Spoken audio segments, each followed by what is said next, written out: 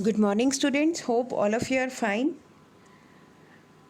Beta, this lecture is also in continuation of revision of chapter 10, and name of the chapter is Colonialism and the Countryside. Beta, in previous lecture we discussed about the hoe and the plow. It was the conflict between the shifting cultivators and the settled agricultures, and how these shifting cultivators, who were known as the Pahadiyas, actually they were the hill folk, but just because of British interference, now they moved in the inner mountains of the Rajmahal hills. And now the lower hills of Rajmahal, those were captured by the Santhal community, Santhal tribe. So our next topic is related to the Santhals. The Santhals, the pioneer settlers. At the end of 1810, Buchanan crossed Ganjuria Pahad, which was part of the Rajmahal ranges, passed through the rocky country beyond and reached a village. As you know, Buchanan, he was just studying about the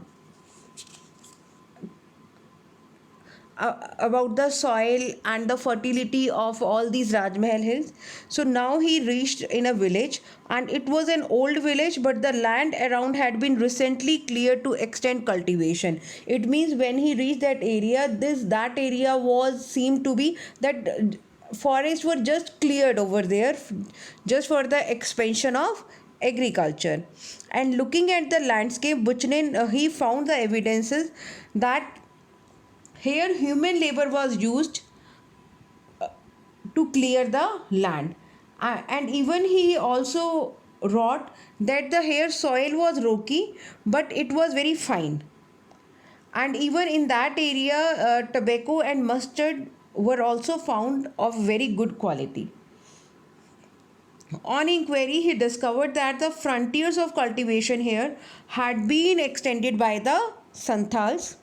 They had moved into this area around 1800. Like in previous topic, we have read that earlier this land was under the Pahadiya people. Now Santhals, they moved into this area, and they displaced the hill folk who lived on these lower slopes, cleared the forest and settled the land. So now those Pahadiya people, they were displaced by these Santhals. Now the question is, why Santhal they shifted here? How did the Santhal reach the Rajmahal hills? The Santhals, they had begun to come into Bengal around the 1780s, and zamindars hired them to reclaim land and expand cultivation. Because Santhal, they were also nomads, but when zamindar of Bengal they hired them, then British official invited them to settle in the jungle mahals, because at that time British they failed to subdue the Pahadiyas. They were not able to convince Pahadiyas people, and they were not able to transform them into the settled agriculturists. That is why now they moved towards Santhal people. The Pahadiyas refused to cut forest, resisted touching the plow, and continued to be the turbulent, because these Pahadiya people, they were against the British rule. The Santhals, by contrast, appear to be ideal settlers, clearing forest and plowing the land with proper concern. And the Santhal, they were given land and persuaded to settle in the foothills of Rajmahal.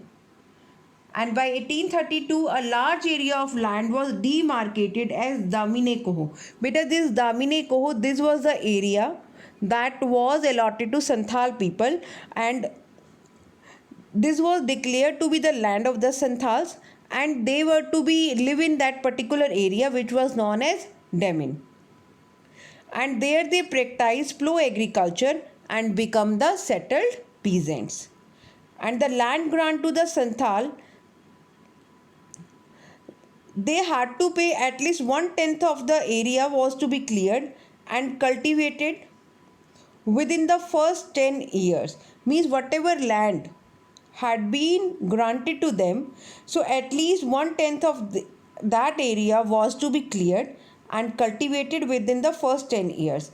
Now the question is, why British people they pursued Santhals to become the settled agriculture? As you know that Max, the main source of revenue, main source of income was land tax. That is why they just wanted to expand the agriculture land.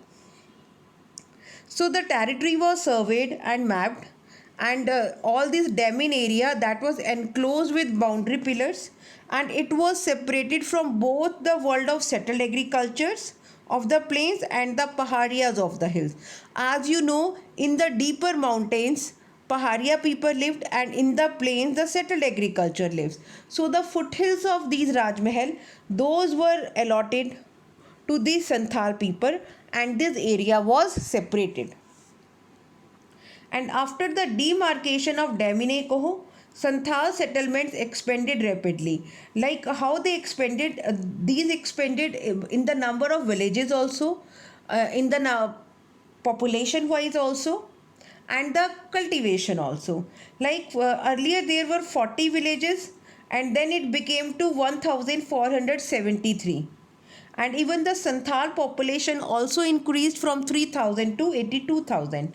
And as the cultivation expanded, an increased volume of revenue flowed into the company's coffers. Means this was the main motive of the British officials to get more revenue from that land. And even the Santhal myths and songs, they refer very frequently to a long history of travel. As you know that these Santhal people, they were also known for their continuous mobility.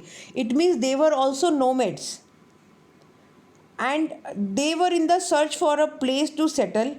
And here in this Damin, the foothill of Rajmahal, their journey just come to an end. It means in that area they settled down.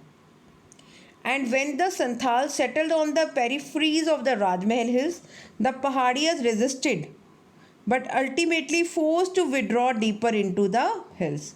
Means Pahadia people, they resisted against this Santhals, but they were not successful. That is why they moved to the deeper into the hills. And even they were restricted from moving down to the lower hills and valleys,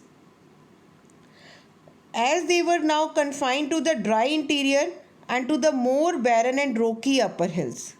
As you know, beta, lower hills, those are always more fertile than the upper hills, because upper hills most of the time those are the rocky, there is a rocky terrain. So this way, this severely affected their lives, impoverished them in the long term, and because shifting cultivature was dependent on the ability to move to newer land and the utilization of the natural fertility of the soil. So but now the most fertile land became inaccessible for them, because that most fertile land was now the part of Damin, and Damin was under the Santhals, and the Pahadias couldn't effectively sustain their mode of cultivation. And even whosoever were the, like we have read about these Pahadias people, they were the hunter gatherers also. So now these hunter gatherers also, they were also affected, they also faced problems. But the Santhal, they gave up their earlier life of mobility and settled down, and now they started cultivating a range of commercial crops also, like dealing with traders and money lenders also. And the Santhals, however, soon found that the land they had brought under cultivation was slipping away from their hand. But now these Santhals, they understood that British people, they use them just for expanding their agriculture land, and now their land was slipping from their hand. And how? Because beta, the state, this British state, it was imposing heavy taxes on the land, and the Santhal had cleared money lenders, and money lenders were charging them high rates of interest. Beta, money lenders, they were called dikus, and whenever these Santhal people, they borrow some loan from them, then they were charging high rates of interest. And whenever Santhal people, they were not able to repay the loan, then they were taking over their land, and zamindar were asserting control over the Damin area. This way, now they were snatching the land of Santhal that was cleared by them. And by the 1850s, the Santhal felt that the time had come to rebel against zamindar, moneylenders, and the colonial state. And in order to create an ideal world for themselves where they would rule. So it means now these Santhal people, they understood about the intention of the British people, and now they rebel against the Britishers. And even it was after the Santhal revolt that the Santhal Pargana was created. Pargana, beta, it was the common name for a district. And this Santhal Pargana, it was consisted of 5,500 square miles from the district of Bhagalpur and Birbhum. And the colonial state hoped that by creating a new territory for the Santhal and imposing some special laws within, the Santhal could be conciliated. But if you will see this picture, these images are given, and if you will read this, this is about the rebel, that how their villages were burned totally. And even you can see this image also, that this is just showing the victory, that how British people, they suppressed the Santhal revolt. Now beta, last topic of this chapter that we are revising is the accounts of Buchanan. Beta, as you know, Buchanan, he was not an independent traveler. He was the employee of British East India Company. And his journey was not simply inspired by that he was the landscape lover and he has a desire to discover. And beta, wherever he went, wherever he marched with a large army of people, draughtsmen, surveyors, bearers and coolies. And the cost of the travel were borne by the East India Company. Because East India Company needed the information, and Buchanan, he had the specific instruction about that what he had to record. Like here British people, they just wanted to know about the terrain, about the minerals that those were in that area.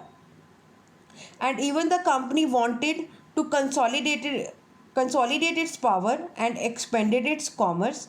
So that is why now British company, it was exploring the natural resources that it could control and exploit.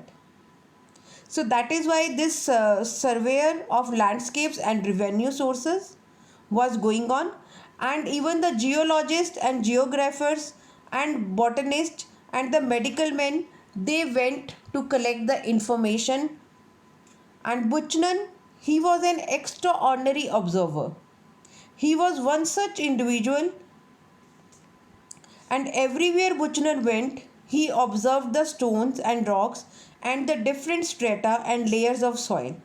And even he searched for the minerals and stones also. And he recorded all signs of iron ore, mica, granite and saltpeter. And even he carefully observed the practices of salt making and iron ore mining also. So when Buchanan wrote about a landscape, he most often described not just what he saw or what the landscape was like, but he also wrote that it could be transformed and how could it become more productive. And in that particular area, which crops could be cultivated and which trees were cut down and which ones grown over there. So this way he just collected all the information and for the British East India Company. So beta, this was the topic about the colonialism. Hope all of you have understood the topic, and soon I will take test of this chapter also. So hope all of you have understood the topic. Thank you and have a nice day.